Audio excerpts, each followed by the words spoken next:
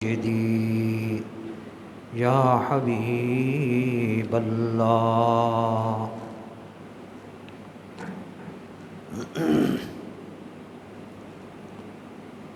آج گفتگو کا موضوع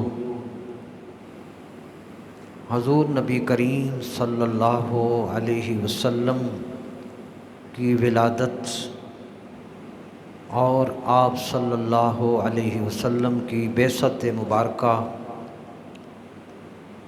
اور آپ کی خلقت کے حوالے سے گفتگو کرنی ہے۔ اس مناسبت سے ایک منفرد کتاب میرے پاس موجود ہے، اس کا خلاصہ مختصراً عرض کرنا ہے کہ سیرت پاک اور ولادت محبوب علیہ السلام کے حوالے سے گزشتہ 1500 سالوں میں تقریباً جس قدر امت کے کاملین نے محنت فرمائی اس کا تعارف بھی مقصود ہے، تاکہ ان کو بھی اجر و ثواب ملے اور ہماری تربیت بھی ہو سکے۔ اس حوالے سے یہ کتاب ہے میرے پاس، جس کا ٹائٹل ہے جان جانا صلی اللہ علیہ وآلہ وسلم۔ اس کتاب کا خلاصہ اور اس کتاب کے حوالے سے اس کی اہمیت اور اس کی برکات آپ تک پہنچانی ہیں۔ یہ کتاب جس کا نام ہے جان جانا صلی اللہ علیہ وسلم، محبوب کی آمد کے حوالے سے، حضور کی ولادت کے حوالے سے یہ مشہور کتاب عالم اسلام کے عظیم مصنف، یہ اس کتاب کا تعارف ہے اور اس کے رائٹر کا تعارف ہے۔ یہ کتاب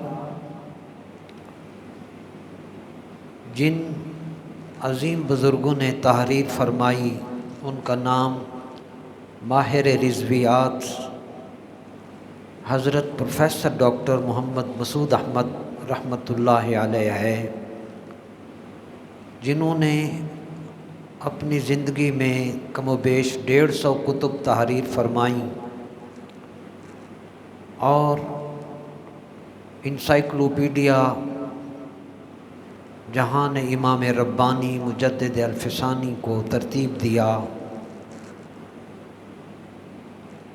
اپنی تعلیمی اور تدریسی زندگی میں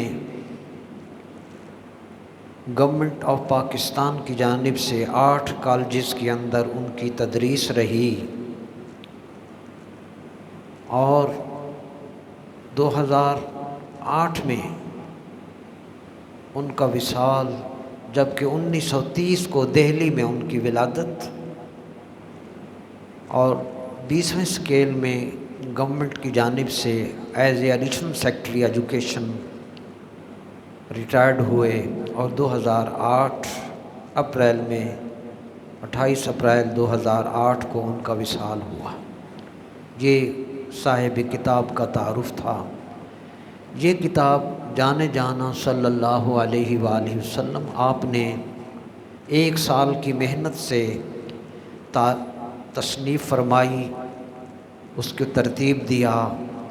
یہ 1987 سے 1988 کے دورانیہ میں انہوں نے یہ کتاب لکھی، اور اس کتاب کی انفرادیت یہ ہے کہ اس میں بڑی بڑی 200 کتابوں سے زائد 223 کتب سے انہوں نے 401 حوالہ جات جمع کر کے یہ کتاب ترتیب دی اور اس کا نام رکھا جان جانا صلی اللہ علیہ وآلہ وسلم۔ آج اس کتاب کے پہلے چیپٹر کا خلاصہ ہے، تاکہ ہم اتنی محنت جو ہوئی ہے اس کی برکتوں سے ہم مستفید ہو سکیں۔ اس حوالے سے جو اس کتاب کا پہلا باب ہے وہ ہے خلقت محمدی صلی اللہ علیہ وسلم۔ حضور علیہ السلام کی ولادت اور سیرت پاک کے حوالے سے 3 لفظ ذہن میں رکھنے ہیں۔ ایک ہے حضور کی خلقت، ایک ہے حضور کی ولادت، اور ایک ہے رسول اللہ صلی اللہ علیہ وسلم کی بعثت۔ عموماً یہ 3 لفظ ایسے ہوتے ہیں جو عام لوگوں کو سمجھ نہیں آتے۔ خلقت محمدی کیا ہے؟ خلقت محمدی سے مراد ساری مخلوق سے پہلے اللہ تعالیٰ کا اپنے نور سے نور محمدی کو پیدا کرنا، یہ خلقت محمدی ہے۔ ولادت، حضور کی ولادت ہو گئی، اور بعثت 40 کم و بیش 40 سال جب آپ کی عمر ہوئی تو آپ نے جو پہلی وحی کے بعد اعلان نبوت فرمایا، اس کو بعثت محمدی کہا جاتا ہے۔ تو اس میں خلقت محمدی کے حوالے سے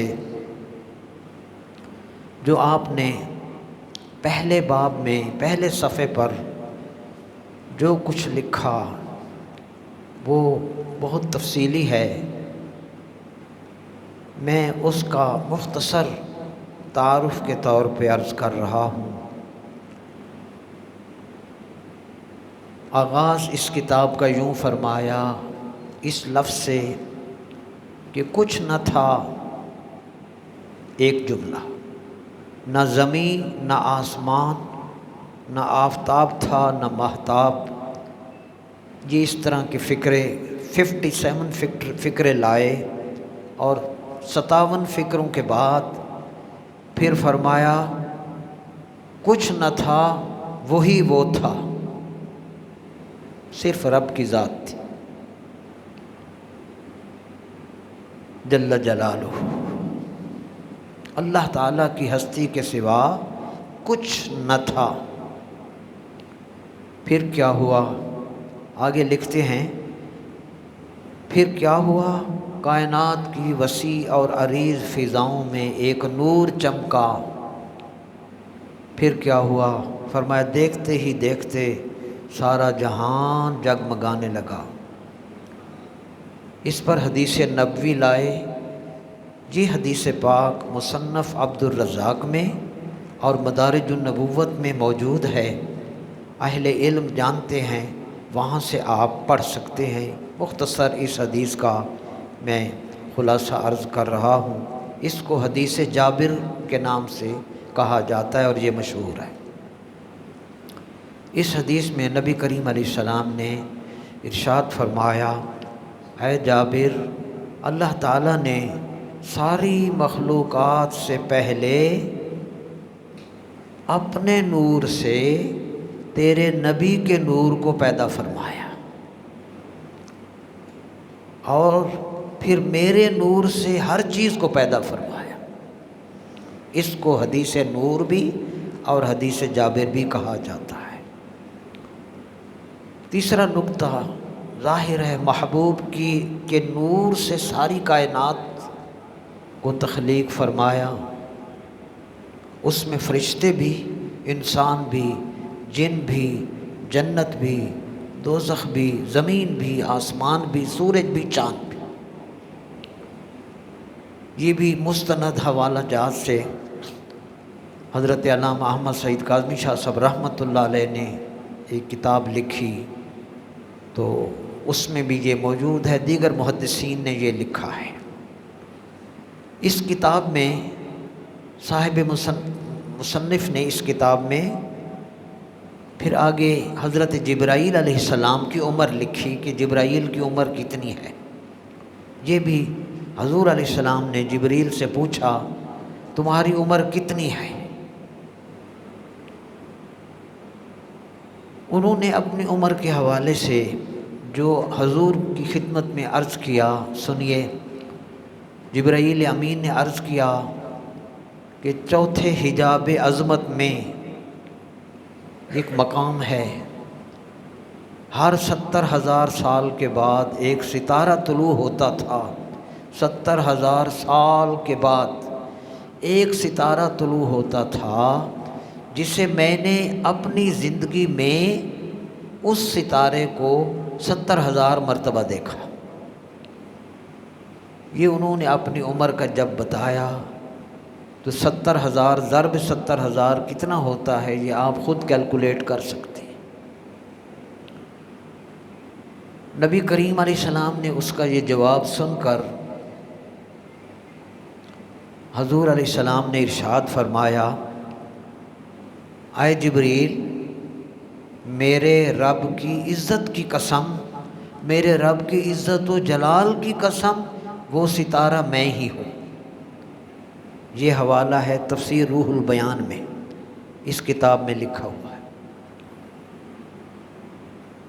کہ اس کے بعد پھر مصنف 6 احادیث لائے جن کا خلاصہ یہ ہے کہ اگر حضور علیہ السلام کو پیدا نہ کیا جاتا تو کچھ بھی پیدا نہ ہوتا۔ پھر انجیل برنباس اور انجیل یوحنا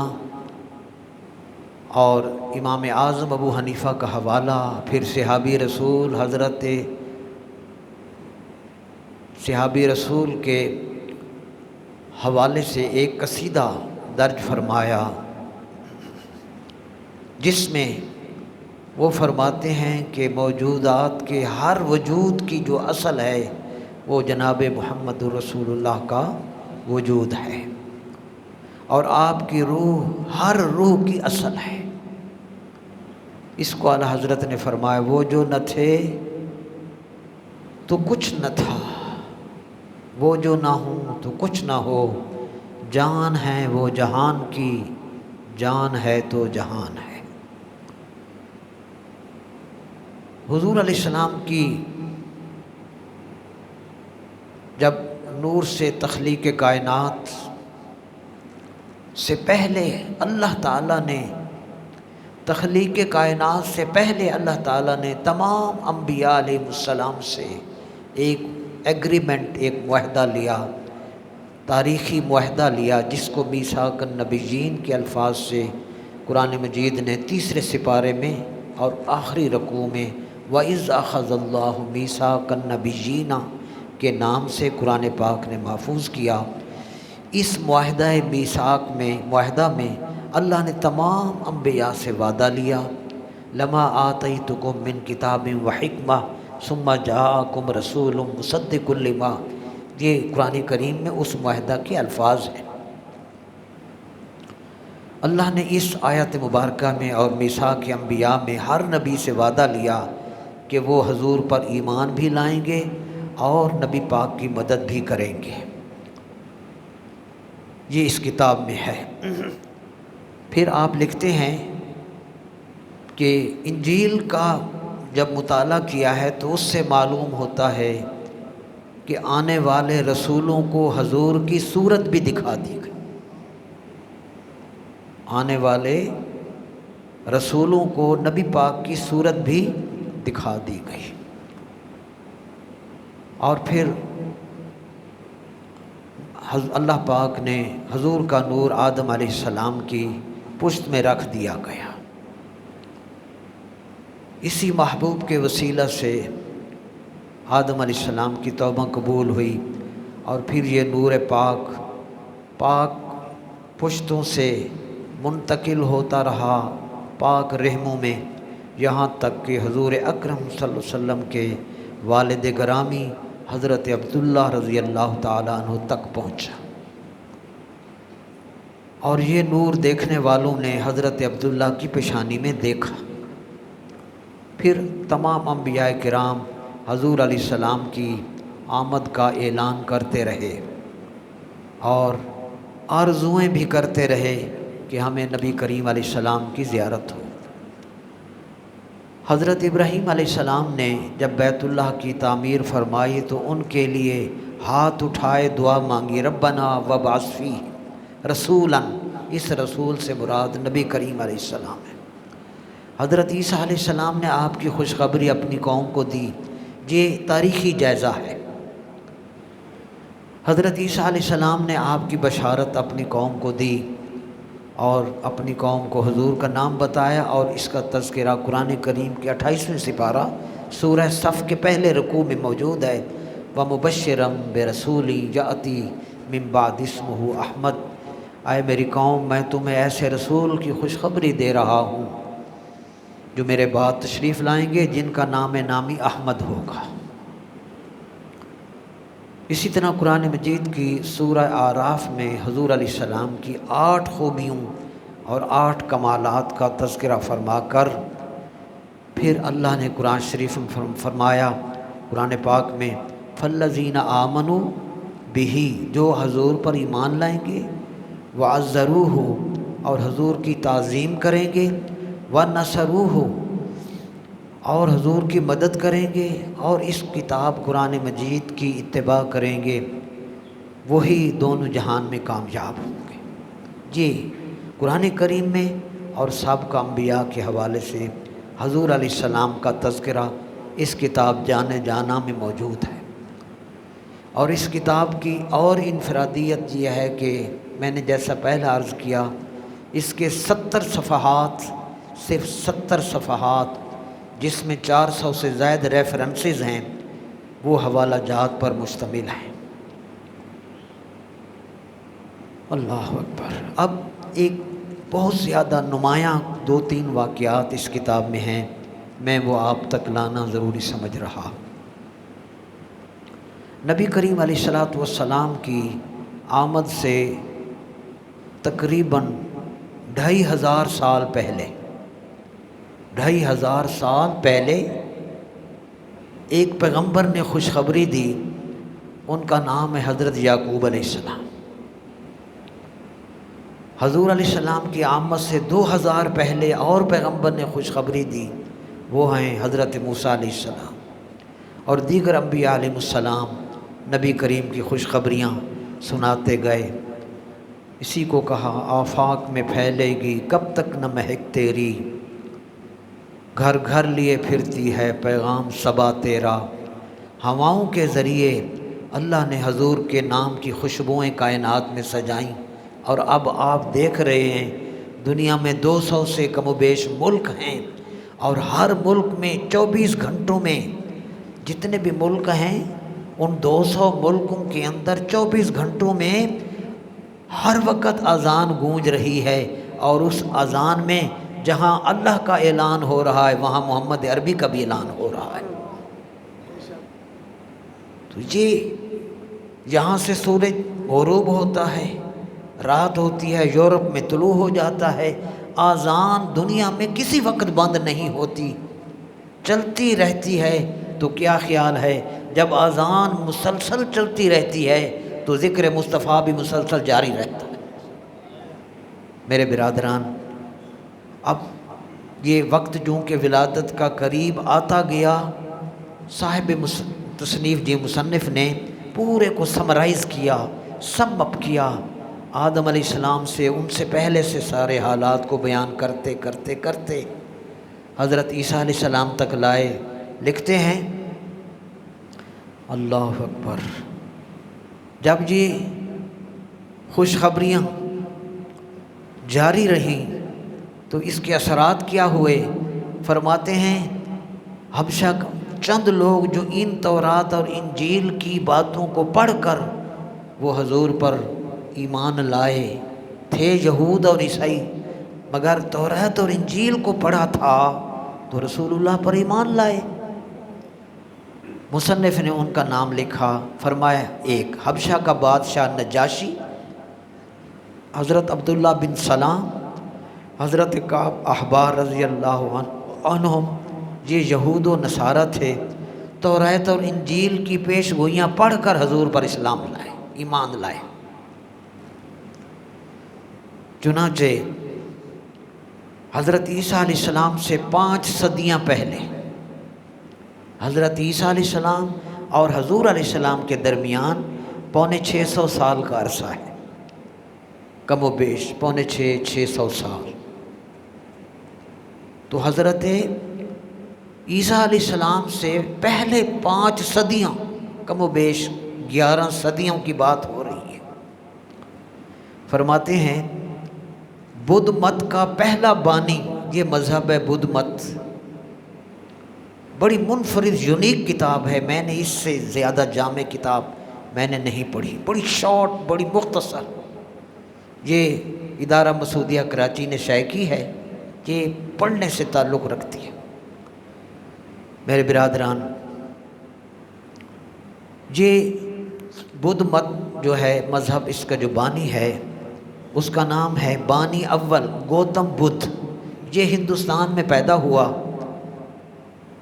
اللہ اکبر، میں نے پیریڈ بتا دیا کہ کم و بیش عیسیٰ علیہ السلام سے بھی 5 صدیاں پہلے ہندوستان میں پیدا ہوا، اور اس نے واضح طور پر نبی کریم علیہ السلام کے بارے میں پیش گوئیاں کر دی۔ بدھ مت کا بانی اول عیسیٰ علیہ السلام کی ولادت سے 500 سال پہلے رسول اللہ صلی اللہ علیہ وسلم کے بارے میں اس نے پیش گوئیاں کی، وہ سنیے، ایمان تازہ ہو جائے گا۔ جب اس کے انتقال کا وقت آیا تو اس نے اپنے خادم سے کہا، اس نے کہا کہ میں اب، آپ تو جا رہے ہیں دنیا سے، تو آپ کے بعد میری رہنمائی کون کرے گا؟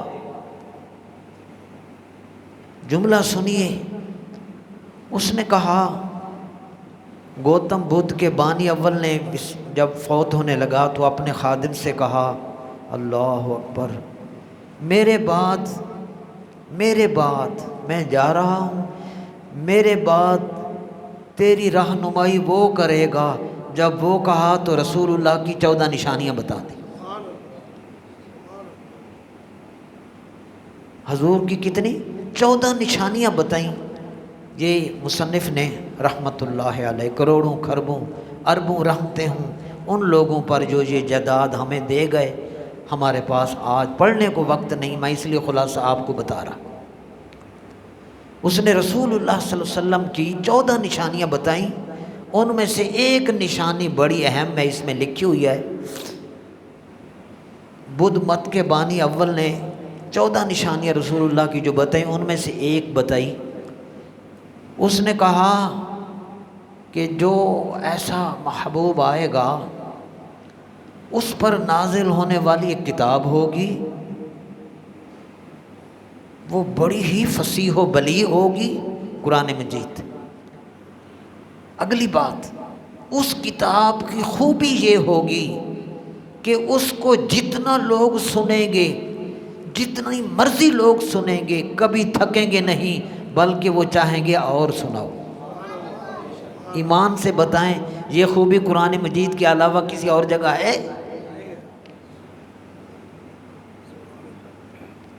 یہ ہم نہیں کہہ رہے، دوسرے کہہ رہے ہیں۔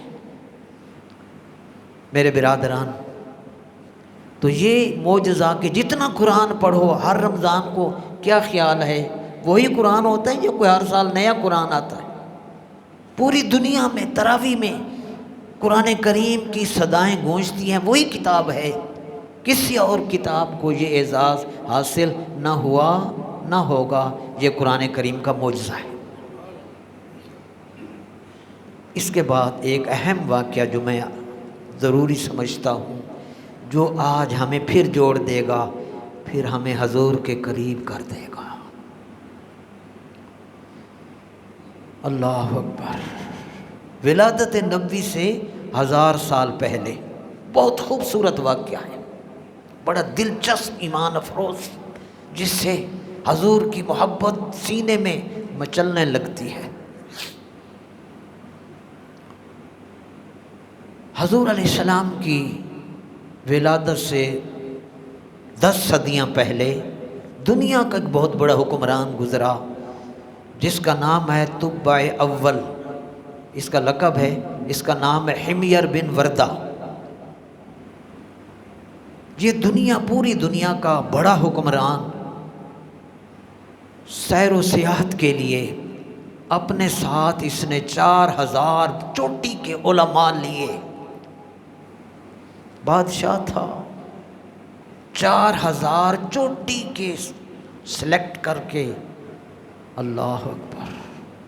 4000 علماء اور بہت بڑی تعداد میں فوج اس نے اپنے ہمراہ لے کر سفر کے لیے نکلا.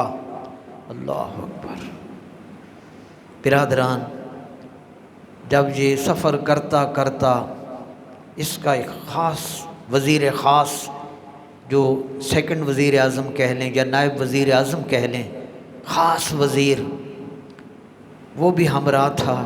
سفر کرتے کرتے کرتے یہ وسیع اور عریض قافلہ جب یہ مدینہ شریف کے صحرا کے قریب سے گزرا، وہ چونکہ چوٹی کے عالم تھے، اس وقت مدینہ منورہ میں ایک خیمہ تھا، کچھ نہیں تھا. صرف ایک خیمہ، باقی کچھ نہیں تھا. مدینہ پاک کی سرزمین پر ایک خیمہ، کچھ اور نہیں. حضور کی ولادت سے 1000 سال پہلے. اللہ اکبر. وہ علماء چونکہ توریت کے بھی عالم تھے، زبور کے بھی عالم تھے، انجیل ابھی آئی نہیں تھی. انہوں نے جب وہ نشانیاں اس ماحول کی، اس زمین کی، اس آب و ہوا کی، اس پہاڑوں کی، اس ایٹماسفیئر کو جب فیل کیا، کہنے لگے. اگلا جملہ بڑا ہی الارمنگ ہے. انہوں نے، وہ جانتے تھے کہ یہاں ایک آنے والا آنا ہے. ان 400 علماء نے جب وہ کتابوں کے مطابق نشانیاں مدینہ منورہ کی دیکھیں جو سابقہ کتابوں میں موجود تھیں، اللہ نے قرآن میں لکھ دیا ہے. کہاں؟ 26واں پارہ سورہ فتح میں. ہم پیدا ہو کر، تعلیم حاصل ہو کر وزیر اعظم بنتے ہیں، پھر دنیا کہتی اچھا یہ بھی کوئی شخص ہے. ہم اتنی محنت کے بعد ہمیں چند لوگ جانتے ہیں، یہ ہمارے نبی کا کمال ہے. پیدا نہیں ہوئے تھے، اللہ نے تورات اور انجیل میں حضور کو بھی بیان کر دیا، حضور کی امت کو بھی بیان کر دیا.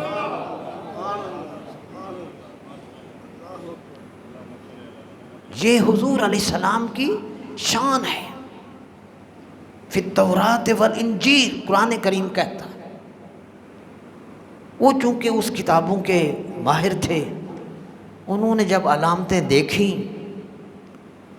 ان 400 علماء، سابقہ کتب کے جو علماء تھے، انہوں نے بادشاہ سے کہا ہم تیرے بڑے وفادار علماء اب تک تمہارے ساتھ رہے ہیں، اب ہمیں اجازت دیں، ہم اس جگہ کو نہیں چھوڑتے، آپ جائیں، ہمیں یہیں رہنا ہے، ہم یہیں رہیں گے.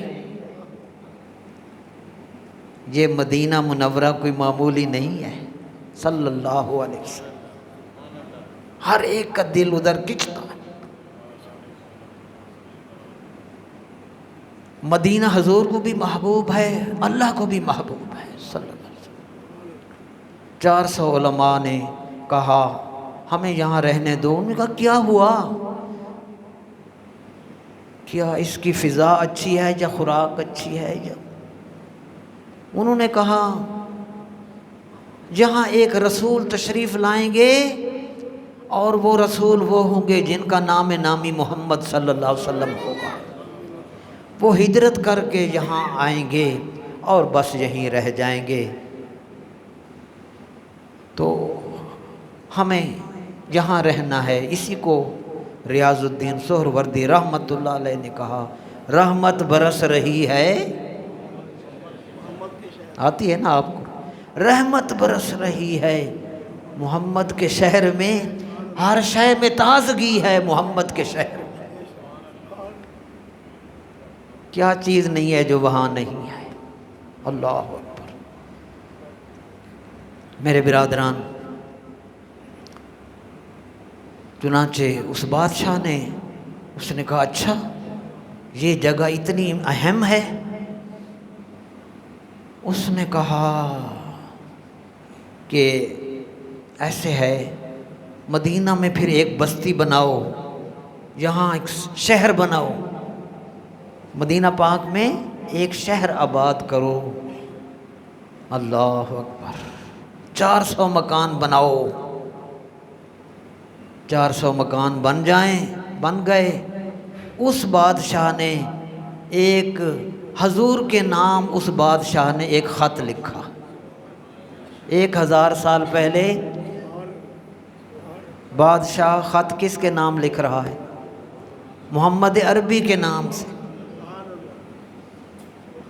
انتہائی اہم اس کتاب نے کمال کی چیزیں اس کے اندر جب بیان کی تو میں نے چاہا کہ آپ تک پہنچاؤں۔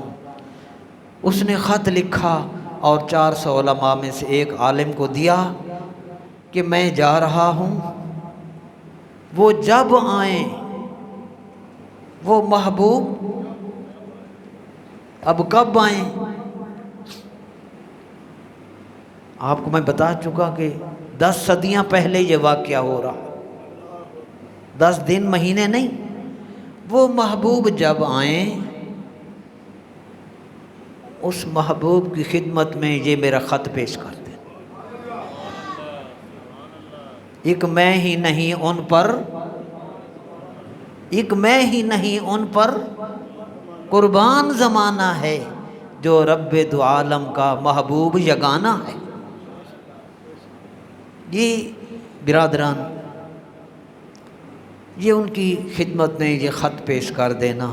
10 صدیاں گزر گئیں، بہت دلچسپ بات بتانے لگا ہوں، بولنی نہیں ہے، یہ ریکارڈ بھی ہو رہی ہے، انشاءاللہ یہ فیضان مسعود ملت چینل پر پوسٹ بھی کر دوں گا، آپ دیکھ سکتے ہیں۔ 10 صدیاں گزر گئیں، جیسے اب 15 صدیاں گزر گئیں تو 10 بھی تو گزرنی تھی۔ دلچسپ بات، اللہ نے میکانزم حضور کی شان کا ایسا بنا دیا کہ حضور کی شان بڑھتی جا رہی ہے۔ 10 صدیاں گزری، اس بادشاہ نے وہ خط جس عالم دین کو دیا تھا، آپ کو سن کر خوشی ہوگی انتہا کی، وہ خط جس عالم کو دیا تھا رسول اللہ کے میزبان اول حضرت ابو ایوب انصاری رضی اللہ عنہ اسی عالم کی اولاد میں سے تھے۔ میزبان اول مدینہ منورہ میں حضرت ابو ایوب انصاری اسی عالم دین کی اولاد میں سے تھے۔ بتایا یہ کہ جس خاندان میں میرے محمد کی خوشبو ہوگی میزبان وہی بنے گا، کیا اور کوئی نہیں بن سکتا تھا؟ حضور نے جب وہ سارے مدینہ کے گئے، اونٹنی ہجرت کے وقت ہمارے گھر میرے نبی کریم نے اونٹنی کی مہار اس کے اوپر ڈال دی، فرمایا ھذہ مامورۃ من اللہ، اس اونٹنی کو رب نے حکم دے رکھا ہے، یہ جہاں بیٹھے گی وہاں میرا مکان ہوگا۔ اونٹنی جانتی تھی کہ ایوب انصاری کا مکان یہ ہے۔ میرے برادران، اب سنیے وہ خط حضور تک کیسے پہنچتا ہے اور حضور کیسے اس کو پہچانتے ہیں۔ میں بہت ہی اختصار کے ساتھ یہ بتانا چاہوں گا کہ نبی کریم علیہ السلام نے وہ خط وصول تو فرمایا، مگر جس شان سے وصول فرمایا، میں اس حوالے سے 2 باتیں پہلے بتانا ضروری سمجھوں گا، پھر آپ کو اس خط کی وصولی میں جو ایک ایمان افروز حقیقت ہے وہ سمجھ آ جائے۔ اللہ پاک نے نبی کریم علیہ السلام کو جو علم عطا فرمایا وہ میرے آپ جیسا علم نہیں ہے۔ قرآن شریف میں آپ سب حضرات سے گزارش ہے، جتنے بھی ہیں علماء بھی ہیں، آپ سامعین بھی ہیں، قرآن کریم میں حضور علیہ السلام کے مشاہدہ کی وسعت اور حضور علیہ السلام کے علم کے حوالے سے سورہ بقرہ کی آیت نمبر 113، سورہ نساء کی آیت نمبر 41، سورہ نساء کی آیت نمبر 113، سورہ النحل کی آیت نمبر 89 اور سورۃ الاحزاب کی آیت نمبر 45۔ ان آیات میں حضور کے علم کا بیان ہے کہ اللہ نے حضور کو کتنا علم دیا، میں ایک آیت بتا دیتا ہوں۔ اللہ نے فرمایا وَعَلَّمَكَ مَا لَمْ تَكُنْ تَعْلَمْ وَكَانَ فَضْلُ اللَّهِ عَلَيْكَ عَظِيمًا۔ اے حبیب، اللہ نے آپ کو ہر چیز، ہر اس چیز کا اللہ نے آپ کو علم عطا فرما دیا ہے جس چیز کا بھی آپ کو پہلے سے علم نہیں تھا۔ وَكَانَ فَضْلُ اللَّهِ عَلَيْكَ عَظِيمًا، اور اللہ تعالیٰ کا آپ پر بڑا فضل ہے۔ سورہ بقرہ کی آیت نمبر 113 کا ترجمہ یہ ہے وَكَذَلِكَ جَعَلْنَاكُمْ أُمَّةً وَسَطًا۔ یہ تفصیل لمبی آیت ہے، اسی آیت میں ایک لفظ ہے لِيَكُونَ الرَّسُولُ عَلَيْكُمْ شَهِيدًا۔ امت محمدیہ کو اللہ نے خطاب فرمایا، اے میرے محبوب کی امت، قیامت کا جب دن آئے گا یہ میرا رسول تم پر گواہ ہوگا، یہ میرا رسول محمد عربی تم پر گواہ ہوگا۔ تو حقیقت ہے گواہ وہی ہوتا ہے جو حقائق کو دیکھ رہا، جو دیکھ نہ رہا ہو وہ گواہ نہیں بن سکتا۔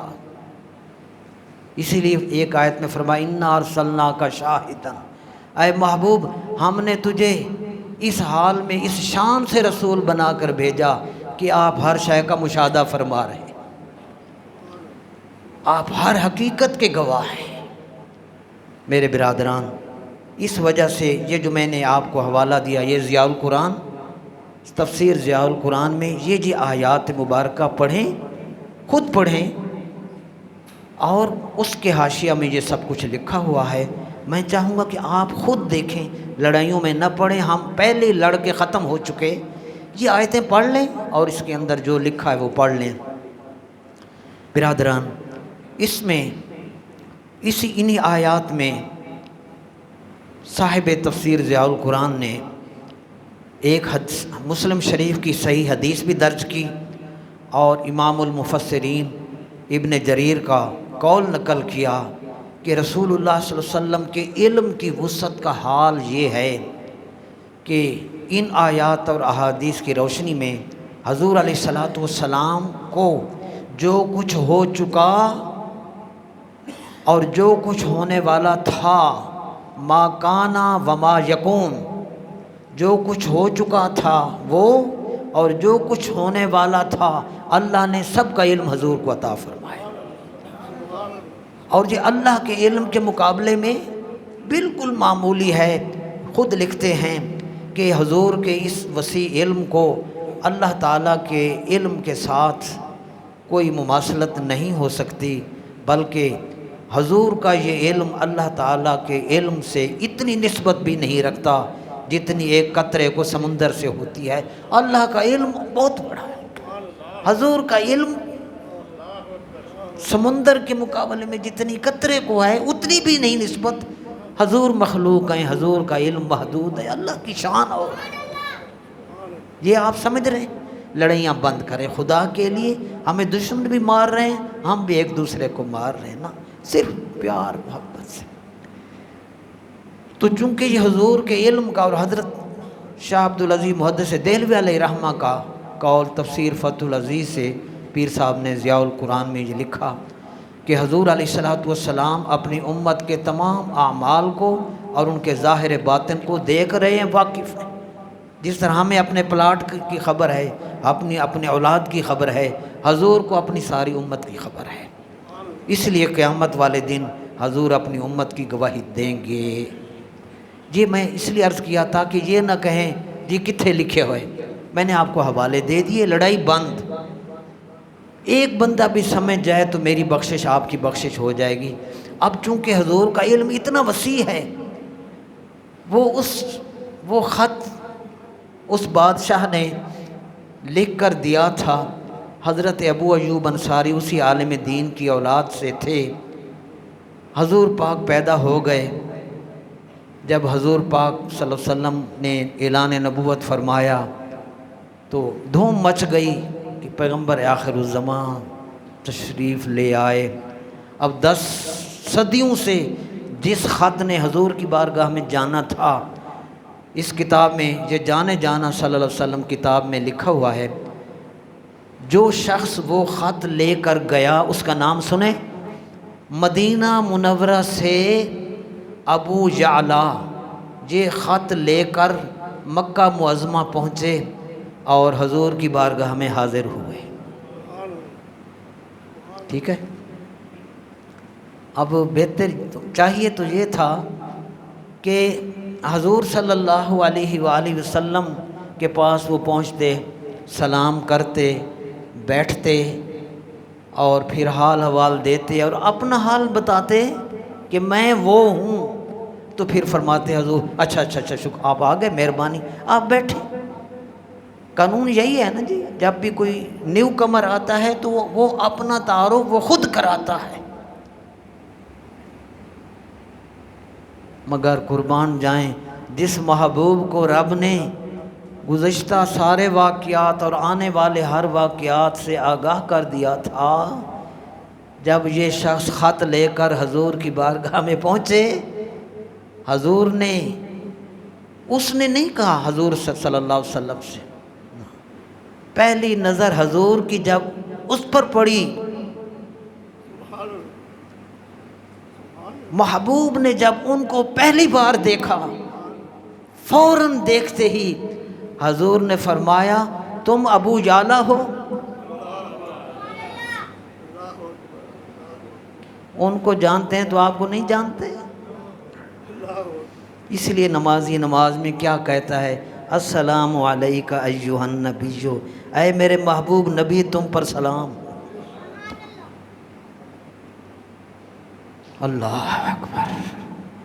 وہ جب حضور نے ان سے ان کا نام بتا دیا تم ابو یعلا ہو، وہ حیران رہ گئے.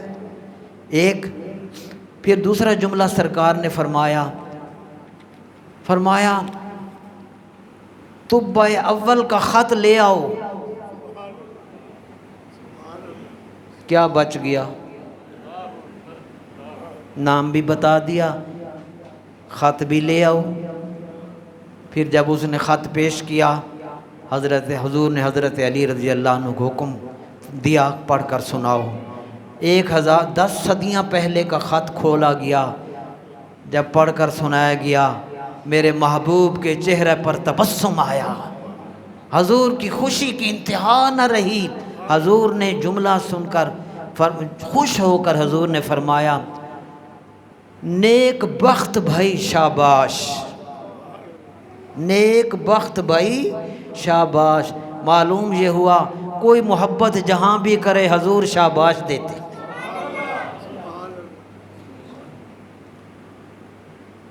اور اس کتاب میں لکھا ہے حوالہ، آج بھی تاریخ میں یہ خط موجود ہے.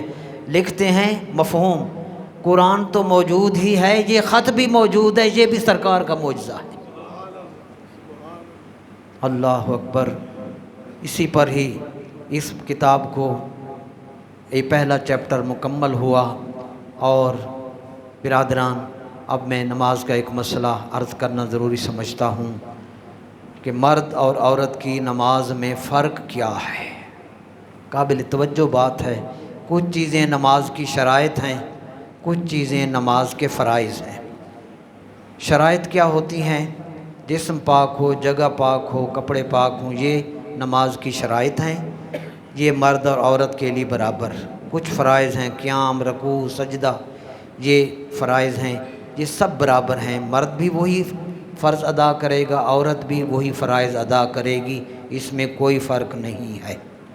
ادائیگی، نماز کی ادائیگی میں جو فرق ہے، جب عورت نماز پڑھے گی تو تکبیر تحریمہ کے وقت وہ اپنے ہاتھ کندھوں تک اٹھائے گی، یہاں تک، مرد کانوں کی لو تک.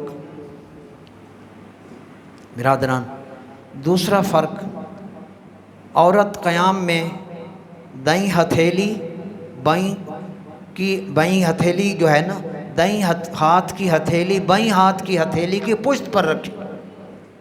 ٹھیک ہے جی. عورت دائیں ہاتھ کی ہتھیلی بائیں ہاتھ کی پشت پر رکھے گی. عورت ہاتھ سینے پر باندھے گی، مرد ناف کے نیچے باندھے گا.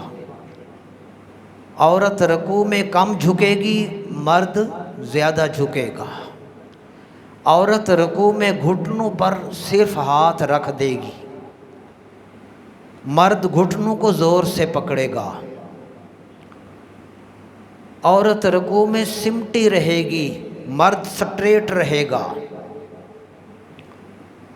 قعدہ میں عورت اپنے دونوں پاؤں دائیں طرف نکال کر زمین پر بیٹھے گی، مرد بایاں پاؤں بچھا کر اس پر بیٹھے گا اتحیات میں، اور دایاں پاؤں مرد کھڑا رکھے گا اور اس کی انگلیاں بھی ایسے ہو، یہ مرد ہے۔ اسی طرح عورت مرد کی امامت نہیں کر سکتی، جبکہ مرد عورت کی امامت کر سکتا ہے۔ آخری فرق یہ ہے، فجر کی نماز عورت ابتدائی وقت میں جب ابھی اندھیرا ہو، اذانیں ہوں، عورت فجر کی نماز اس وقت ادا کرے، جبکہ مرد فجر کی نماز اس وقت پڑھے گا جب خوب اجالا ہو جائے۔ اللہ تعالی ہم سب کو دین کا فہم عطا فرمائے، آمین۔